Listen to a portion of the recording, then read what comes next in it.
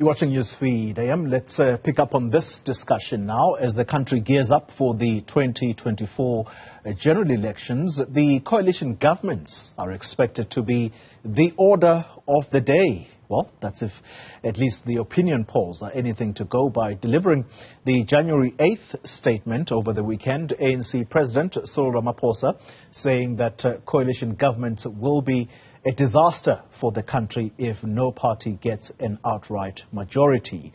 Well, the Democratic Alliance is one of the leading voices when it comes to coalition talks in the country. You will know the coalition pact that it has been trying to engage in ahead of the polls. So, what is the party's take on Ramaphosa's utterances at the weekend? Let's speak now to DA leader John Steenhuisen, who joins us via the virtual platform. John, good morning to you and thank you very much for your time. Let's begin with your reaction to the statement that suggests that if indeed the country is thrown into the coalition space post the elections, this will be a disaster, in the words of ANC President Cyril Ramaphosa. Do you agree? I disagree with him fundamentally. I think that if the ANC wins a majority in this next election, that will be disaster. We're sitting currently with one-party domination. We don't have water. We don't have electricity. We've got the highest youth unemployment rate in the world. Our people are not working. 30 million people live in poverty. We've got a situation where 75 citizens are murdered every single day. That's not a success that any government can point to.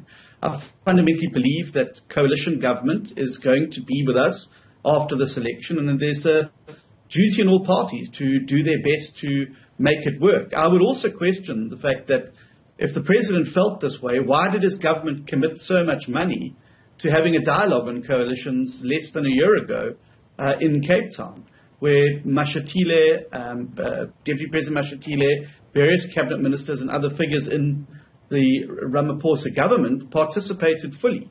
If they didn't themselves believe that coalitions are here and that coalitions can work and need to be made to work, why on earth would you waste all those resources? I think this is scaremongering by a president who's clearly desperate because his party is going to lose its majority in the next 5 months, and there will be consequences for both him and his party in that situation. John, your party has been leading talks on the coalition space. We're going to talk about that in a moment, but you make reference to that dialogue that was led by the Deputy President Paul Mashatile in Cape Town. If my memory serves, you were participants at that dialogue. Take us back to what the outcomes of that dialogue were, or at least some of the commitments, suggesting, of course, that this was in preparation for a possible coalition government at a national level. Yeah, there were some interesting inputs by academics, people from civil society, as well as government ministers themselves about how, if coalitions are going to be the way of the future, how can we make them work and how can we make them stable? Each of the parties was asked to provide some ideas. We participated in it. As you would note, Polly, we've got a number of bills before Parliament that we've tabled, which would look at stabilizing coalitions, which would ensure that you don't have a splintering of the vote, a way that has compromised the ability to form governments in places like Johannesburg, and how we could avoid those situations from replicating themselves. We're expecting legislation to be tabled as well by the Minister of Cooperative Governance and Traditional Affairs. Certainly at the conclusion of that, at that dialogue, that was certainly the indication. So, as I said, it's very, very clear that was clearly just politicking by the president, because his government itself is actively engaged in measures to try and find how we can make coalitions work and work well. So, the DA is leading multi-party discussions, or should we say talks, around coalitions, and there are a number of opposition parties that are interested parties in that, or that are participants there. Let's talk about the Democratic Alliance and whether or not, John, because there have been some voices within the ANC that have suggested that the DA may not necessarily be a bad partner in coalitions.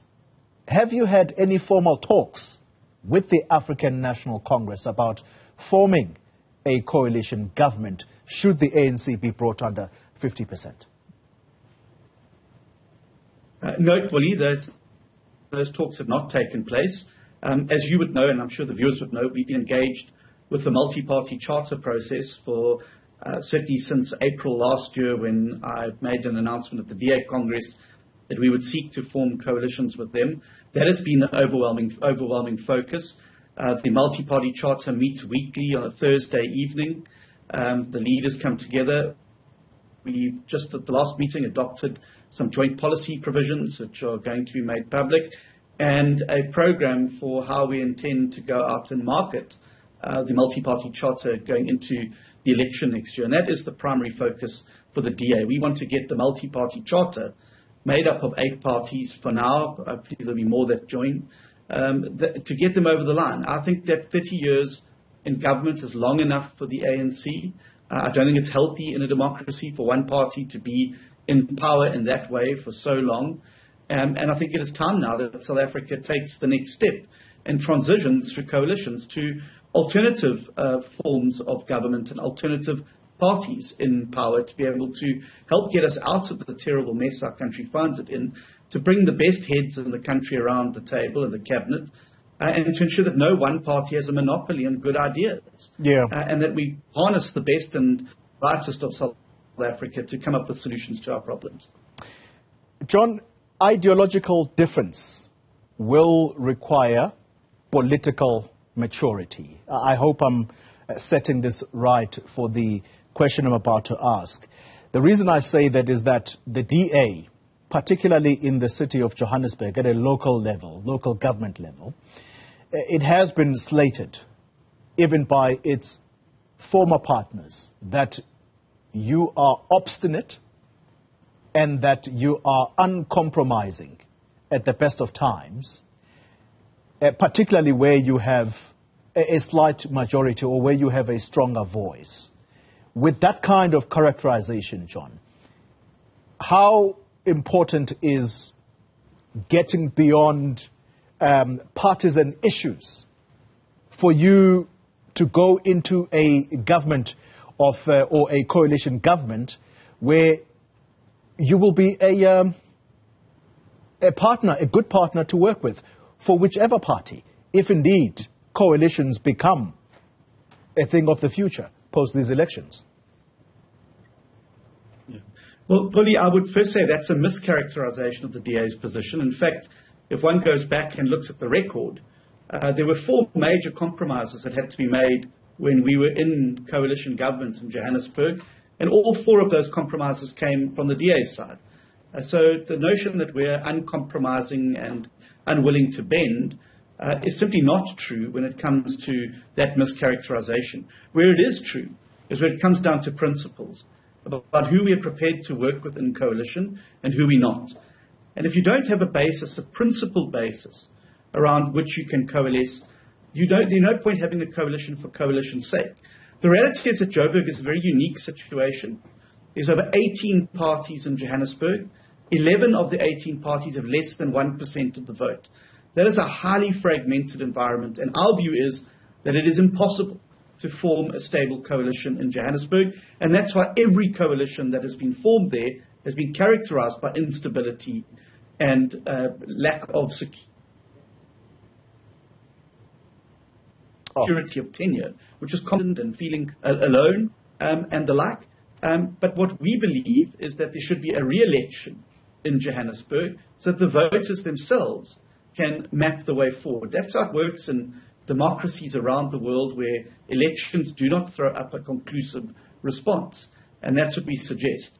But I would also be wary about throwing coalition baby out with the Johannesburg bathwater, because we're involved in over 25 coalitions around the country in different configurations with different parties. They work well. They bring good, clean, accountable government to places as diverse as Richards Bay in KwaZulu-Natal to Saldanha Bay in the Western Cape. And these are coalitions that are working and getting on with the business of delivering to the citizens. As it regards a firm position, John, on coalitions for the Democratic Alliance, your decision-making body,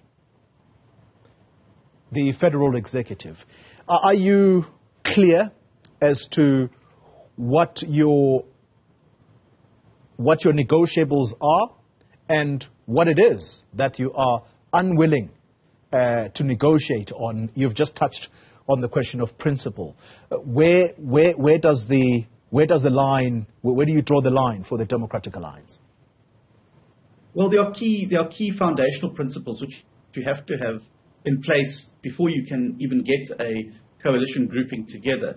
We believe those can be summed up simply as belief in the rule of law and upholding the Constitution, a social market economy that respects the state's role as an actor but confines it to doing what it should do and do it well, a zero tolerance for corruption and maladministration, building a capable state free of cadre deployment, and a focus on poverty, on being able to lift people out of poverty and into opportunity. If you share those values and principles, we're happy to sit and talk to you. But there are parties in the spectrum who do not share those values and principles, who do not believe in a social market economy, they don't believe in the rule of law, etc. And it'll be very difficult to go into coalition with parties like that because they will then be inherently unstable because you won't have at least a base ideology. There's differences between parties. There's differences in opinions on a variety of matters within even the multi-party charter. But what we all agree on are those core foundational values and principles. And every one of the parties there might have different views on immigration, they might have different views on religious matters, but certainly it is the glue of those common values and principles that we believe provide a stable platform for us to be able to form something that will be able to go the distance and bring coherent, good, clean government to the country after the election. John, allow me to use this opportunity while I have you on the question of ideology. Let's perhaps bring in the element of what's going on between South Africa and the State of Israel.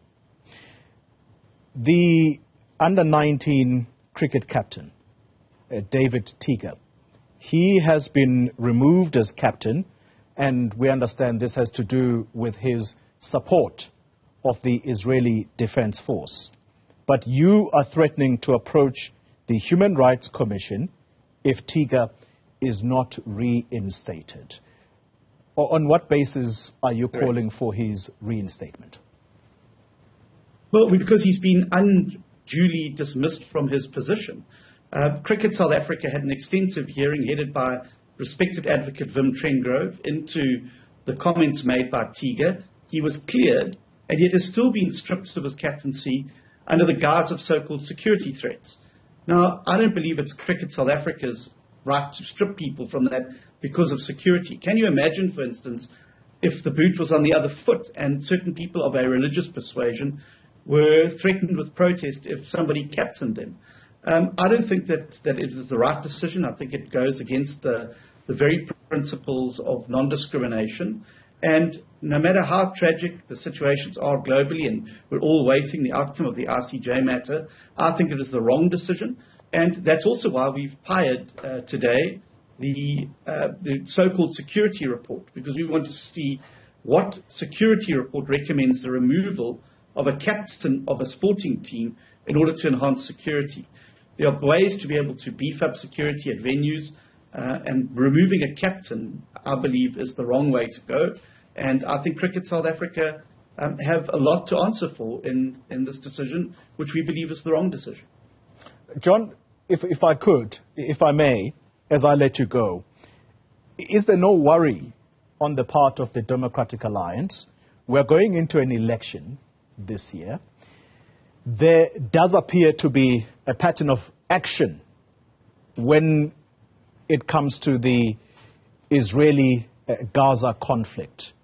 First, it was Khaleb Kachalia who lost his membership of being the DA shadow cabinet member. He lost his position there. This time around, you are defending David Tigger, who has expressed support for the Israeli Defense Force.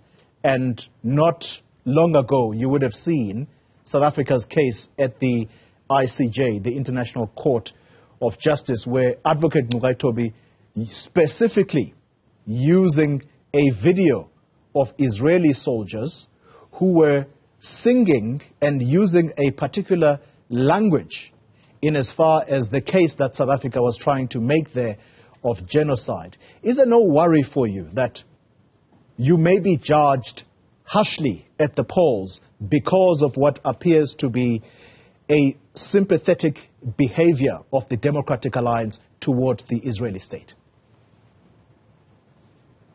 Well, it's simply not borne out by the facts, Xoli. Mr. Xoli was removed from his position in the shadow cabinet because he violated a specific caucus decision. I don't believe that your news are on air and take a contrary to view to the one that your editor maybe has made in your newsroom. And Mr. Xoli did that, and that is why he was removed from the shadow cabinet. He was entitled to his view and opinion, and he aired that within the bounds of the caucus, but then violated a specific caucus decision around who would be speaking on the matter. It had nothing to do with his views on it.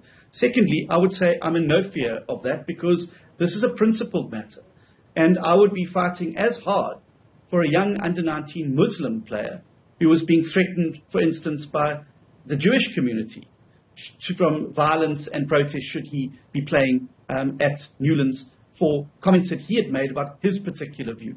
I don't believe that this matter it shows a pro-Israel bias at all. It is a principled matter that nobody should be punished or stripped of something because of their particular beliefs. And that is why we've taken such a strong line on this. We've been very clear from the beginning on this matter. We're awaiting the outcome of the ICJ matter. Just like everybody else, both sides have now put their case before the court, and we're waiting to see what the court says around the case brought by South Africa. And obviously we would have to then assess, once that judgment comes out, on how the matter is to be taken further.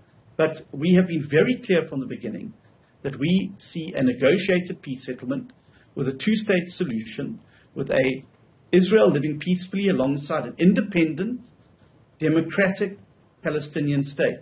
And that has been our view right from the beginning of this conflict. What other parties have tried to do is try and misrepresent the DA's view on this matter. But if you go back and look at the very first statements that were issued on the matter, we have been consistent from the beginning. We want peace in the Middle East. We want to ensure that both countries are able to negotiate a peace, and I believe that there is a huge opportunity for South Africa to play a much better mediating role between the players because of our own history and story. But we have been consistent on the matter. It's been based on principle, and the Tigger matter is a principled issue, and I'm very happy to take it because it can be applied mutatis mutandis to the race, the religion, the political views of any sportsman in the country who is discriminated against and stripped of their position because of their particular viewpoint on a matter. Leader of the main opposition, John Steenhuisen, let me thank you very much for your time and indeed allowing us the opportunity to bring in other matters in this discussion.